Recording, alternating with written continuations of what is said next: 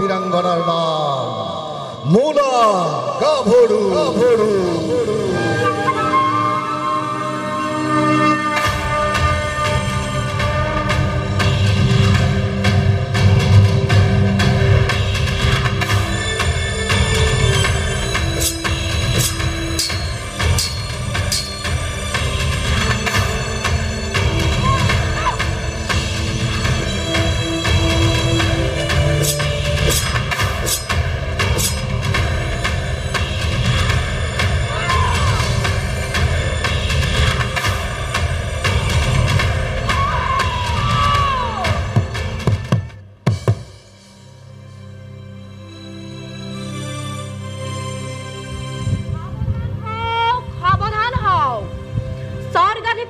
মহান লেংডন দেবতাৰ বংশধৰ আদিৰজা চাউলুং চুকাফাৰ পৰিণতি মহাৰজা স্বৰ্গনাৰায়ণ সুহুংমুং স্বৰ্গদেৱেশ্বৰে চৰাঘৰত প্ৰৱেশ কৰিব ধৰিছে। সাৱধান হওক, সাৱধান হওক, শুনা শুনা শুনা।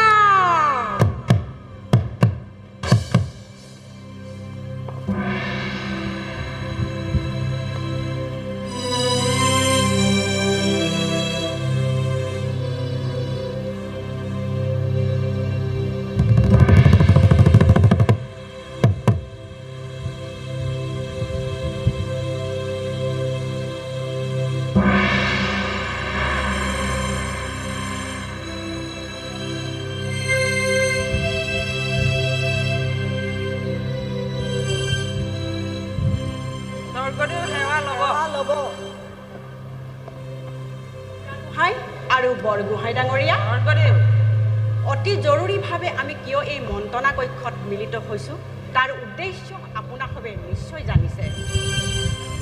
হয় স্বৰ্গদেশ্বৰ, আহোম আৰু চুতীয়াৰ দীৰ্ঘদিনীয়া বিবাদৰ স্থায়ী নিষ্পত্তিৰ বাবেই এই আলোচ।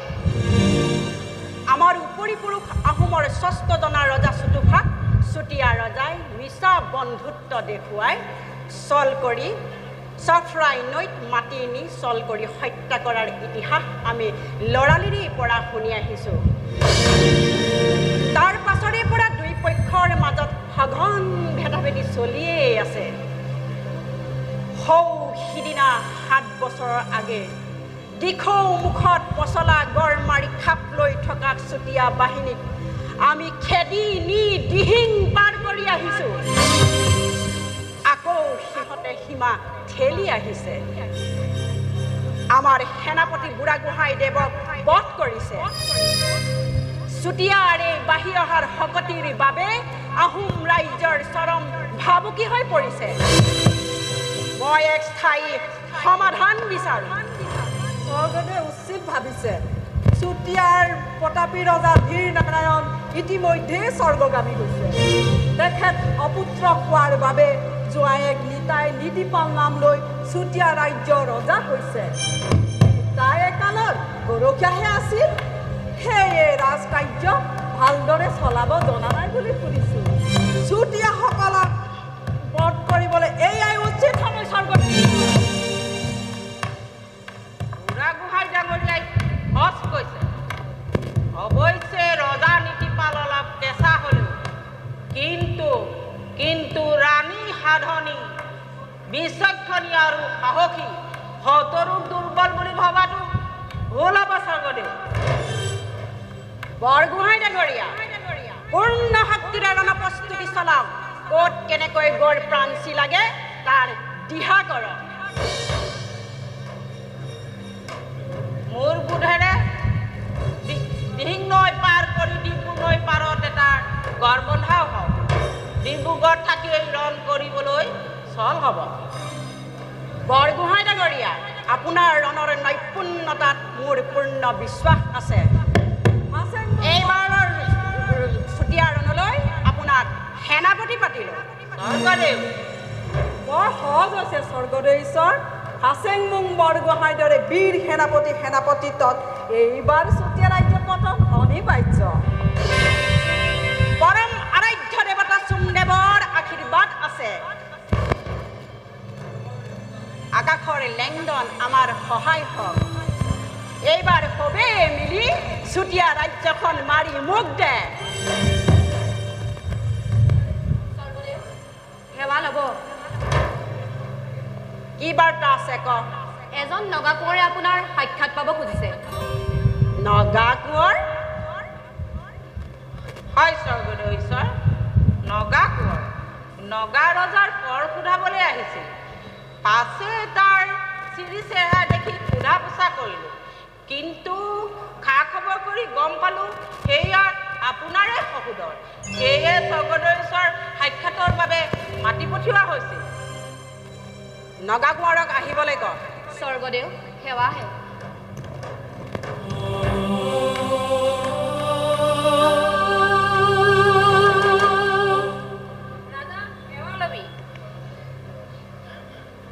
বৰগোহাঁই ডাঙৰীয়াই ঠিকেই কৈছিল। এই নগা যুৱকৰ চিৰি চেহেৰা আমাৰ সৈতে পুৰাই মিল আছে।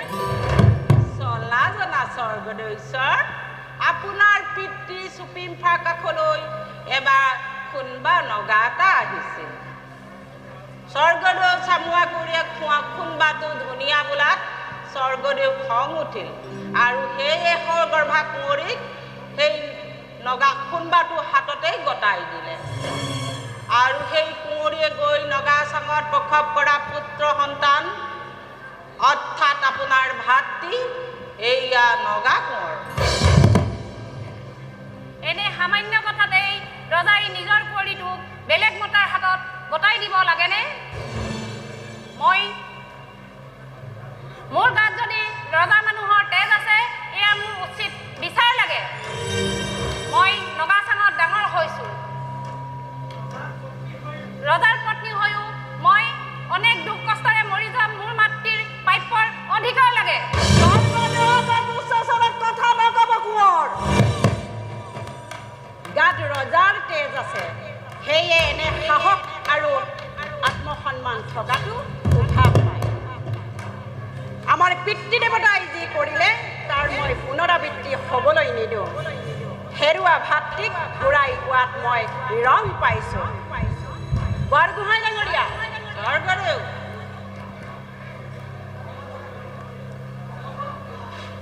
সম্বন্ধত আপুনি মোৰ ধনী জোঁৱাই।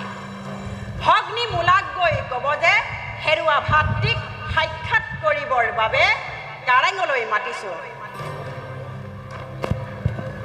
ভাই নগা কোঁৱৰ, তোমাক উচিত মৰ্যাদাৰে আঁকোৱালি ল'বলৈ মই প্ৰস্তুত।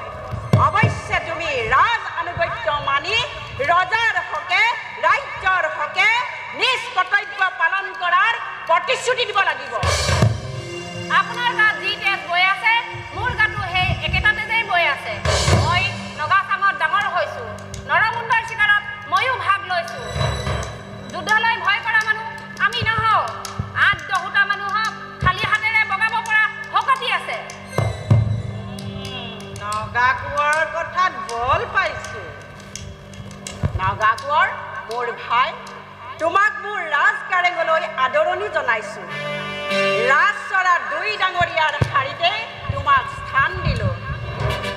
বুঢ়াগোহাঁই আৰু বৰগোহাঁই সমপক্ষত তৃতীয়জনা মন্ত্ৰী হিচাপে তোমাক বৰপাত্ৰ গোহাঁই নামৰ বাদ দিছোঁ। তুমি হবা আহোম ৰাজসভাৰ প্ৰথমজনা মন্ত্ৰী বৰপাত্ৰ গোহাঁই। তোমাৰ নাম দিলোঁ কনচেং। আজিৰে পৰা তুমি হলা কনচেং বৰপাত্ৰ গোহাঁই।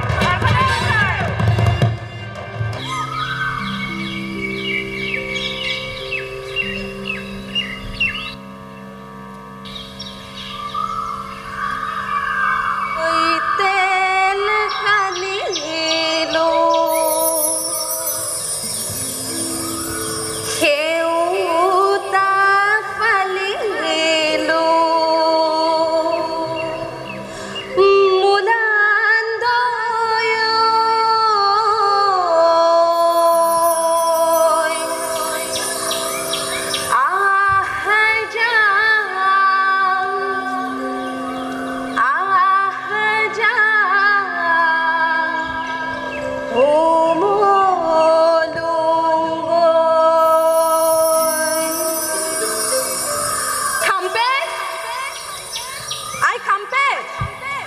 চেৰেকীটো আনিবলৈ কোৱা ততপৰ হ'ল ক'ত কি কৰি আছ গৈ থামতে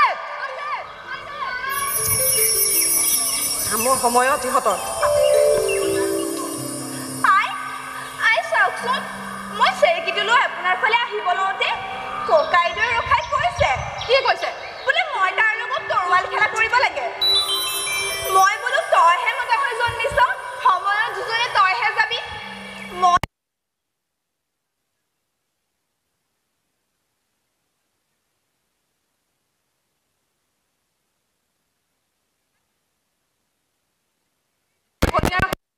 লাগেনে তোৰ ককাইহে তৰোৱাল চলোৱাতনো কিমান পাৰ্গত হৈছে মই আজি পৰীক্ষা কৰি চাম আহা আহক আহা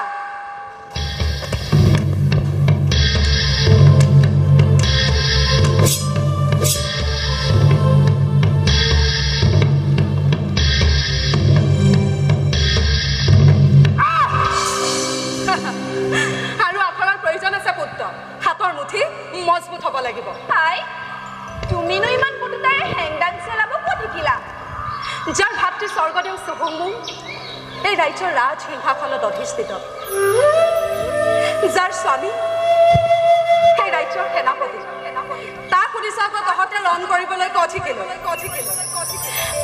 আমি এটা যুঁজাৰু জাতি আমাৰ পূৰ্বপুৰুষে অনেক কষ্ট কৰি আমাৰ এই ৰাজ্যখন পাতিছে কি তিৰি কি মুনি দেশ মাতৃ ৰক্ষণাবেক্ষণ দিয়াৰ দায়িত্ব আমাৰ সকলোৰে তিৰিখনো কি হ'ল ৰন্ধা বঢ়া বোৱা কটা কৰাৰ উপৰিও প্ৰয়োজনত দেশ মাতৃ ৰক্ষাৰ বাবে হাতত হেংদাং তুলি ল'বলৈ সাজু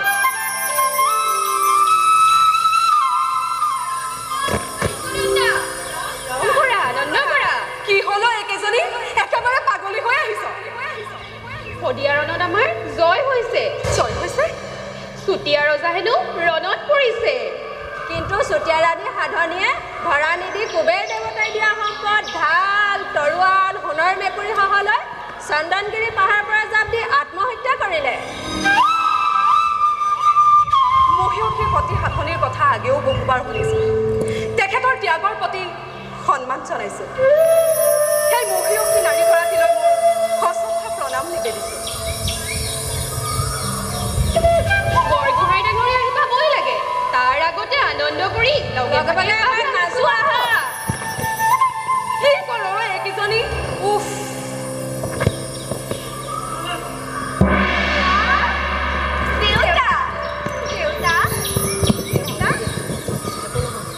এইফালেদি যাব পাৰিম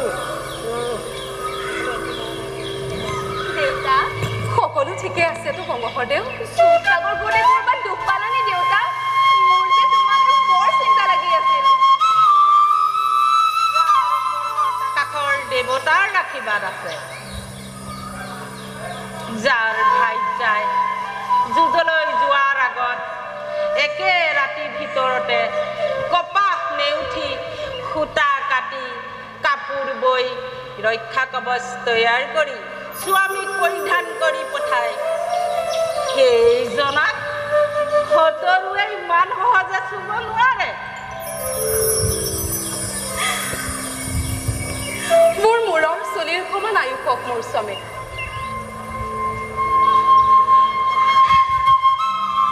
ধন্যবাদ হে আকাশৰ দেৱতা সদায় তোমাৰ কৃপা বৰষিবা জাতিটো সদায় কুশলে ৰাখিবা সহস্ৰ কোটি প্ৰণাম হে স্বৰ্গাধিপতি লেংডং দেৱতা ধন্যবাদ আকাশৰ দেৱতা সদায় তোমাৰ কৃপা বৰষিবা জাতিটো সদায় কুশলে ৰাখিবা সহস্ৰ কোটি প্ৰণাম হে স্বৰ্গাধিপতি লেংডং দেৱতা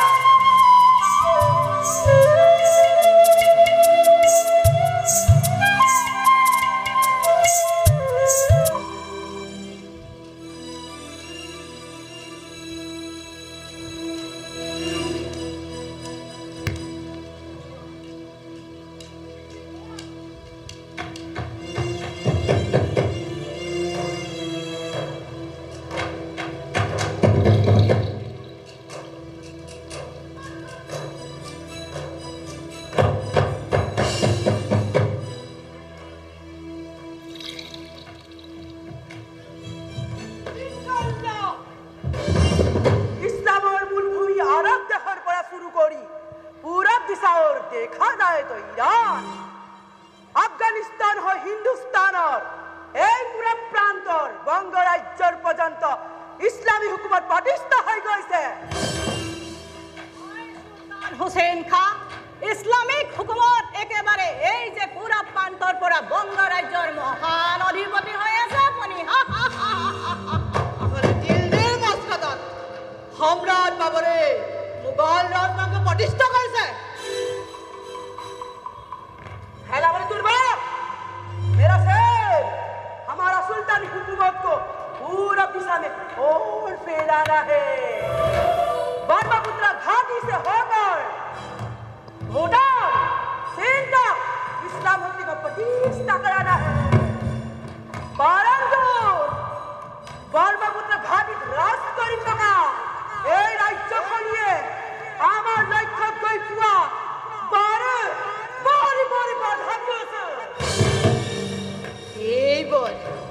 এইবাৰ এই বাধাৰ দিয়াখন ভাবি আমি তছনছ কৰিব লাগিব আহোম ৰজাক মই ভাঙি দিব লাগিব শুনিছো অসম মূল কথাটো বহুত ধন সোণ আৰু প্ৰাকৃতিক সম্পদ আছে তাৰ লড়কিবোৰো বোলে বহুত খুবসুৰত আছে তুমি দেখিছো অসম বুলি ক'লে যাবলৈ উত্তাৱলে হৈ আছা পুৰি তাকত আছে আহোম ৰাজ্যত হামলা কৰিব লাগিব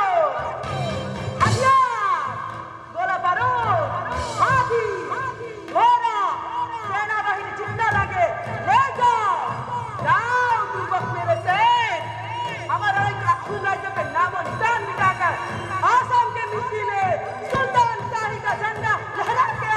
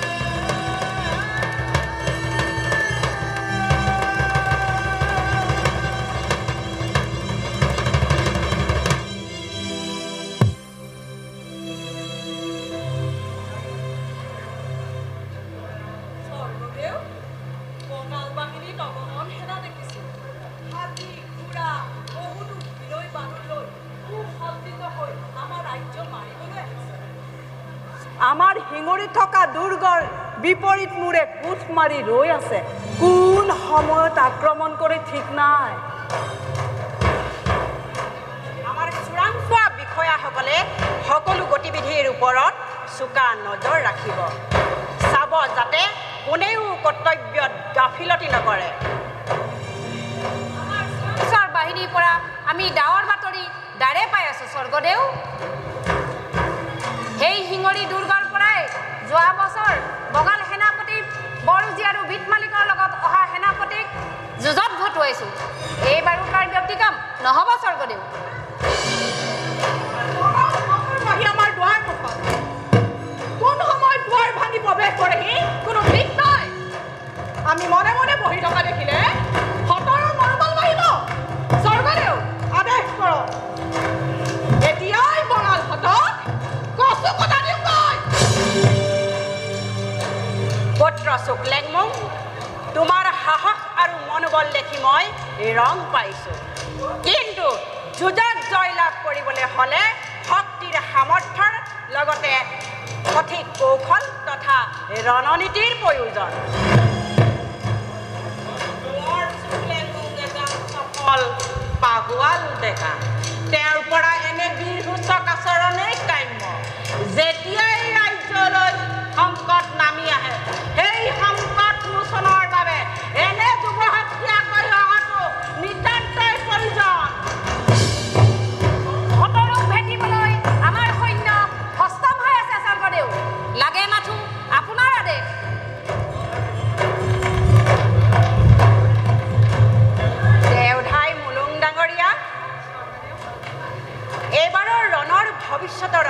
পদকে আপোনাৰ গণনাই কি কয়